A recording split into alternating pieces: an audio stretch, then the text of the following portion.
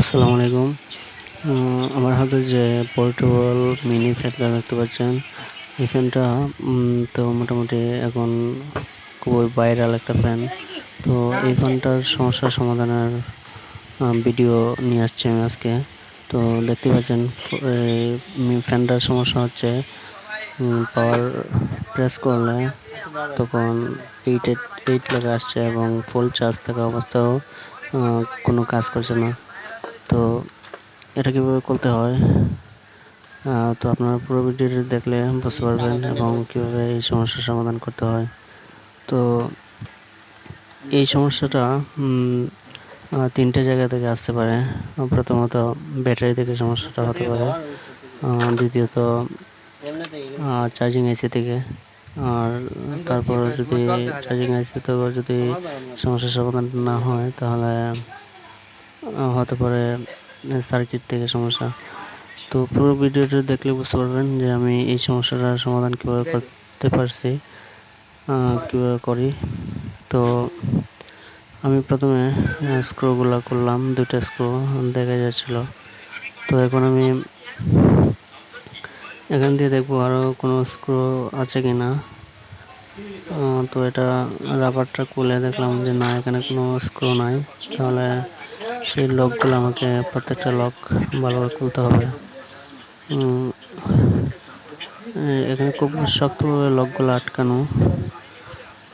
তো আপনারা খুব সাবধানে ওপেনার দিয়ে আস্তে আস্তে খোলার চেষ্টা করবেন। তো আমি আস্তে আস্তে করে চতুর্দিকে ওপেনার দিয়ে খুব শক্ত হাতে খোলার চেষ্টা করতেছি। তো আপনারা যারা আমার ভিডিওটি প্রথম দেখছেন, অবশ্যই ভালো লাগলে চ্যানেলটা সাবস্ক্রাইব করে দেবেন এবং সবসময় পাশে থাকবেন। আপনার গুরুত্বপূর্ণ মন্তব্য কমেন্টে জানাবেন। তো দেখতে পাচ্ছেন আমার অলরেডি খোলা শেষ হয়ে গেছে এবং ব্যাটারিটাও দেখতে পাচ্ছি একেবারে ফ্রেশ ব্যাটারি, মোটামুটি ভালো মানের ব্যাটারি দেওয়া রয়েছে। তো এখন আমি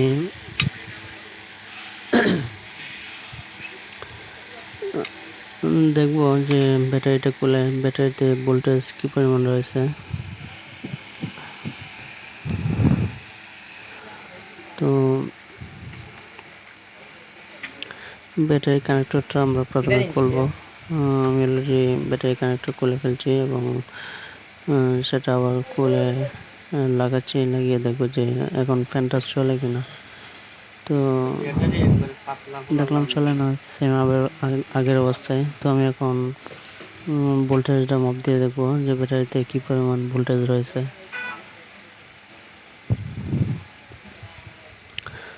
তো ব্যাটারিটা যখন আমি ভোল্টেজ মাপলাম, দেখলাম যে 4.1 ভোল্টেজ দেখাচ্ছে। তো আপনারা আশা করি দেখতে পাচ্ছেন কিনা জানি না। তো 4.1 ভোল্টেজ দেখাচ্ছে, কিন্তু তারপরও ফ্যানটা চলছে না। তো এখানে এখানে তেমন কিছু নেই এই সার্কিটটাতে, শুধু ব্যাটারি কানেক্টরটা এবং সুইচ এবং চার্জিং পোর্ট। এখানে কোনো আইসিও নেই আমি যে সার্কিটটা হাতে নিয়েছি। তো এখন আমি আবার ব্যাটারিটা লাগাবো, লাগানোর পর আমি আপনাদের দেখাবো যে ফ্যানটা চলে কিনা। তো দেখতে পাচ্ছেন এখন ফ্যানটা চলছে এবং 1 2 3 4 5 পর্যন্ত হাই স্পিড হচ্ছে, কিন্তু এর আগে চলছিল না। তো এর আগে না চলার কারণটা হয়তো ব্যাটারিতে কানেকশন লুজ ছিল সেজন্য।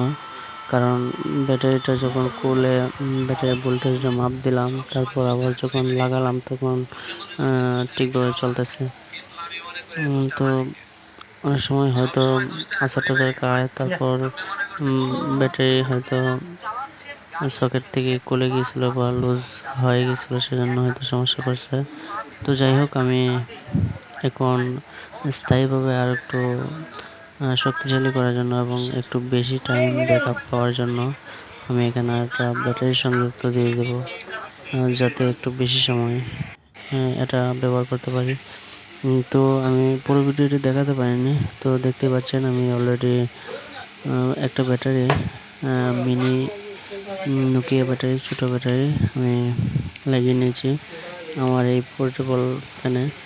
তো দেখতে পাচ্ছেন অনেক সুন্দর লাগছে এবং খুব স্পিডে অনেক সময় চলবে। টানা 3 ঘন্টার মতো চালাতে পারি এখন।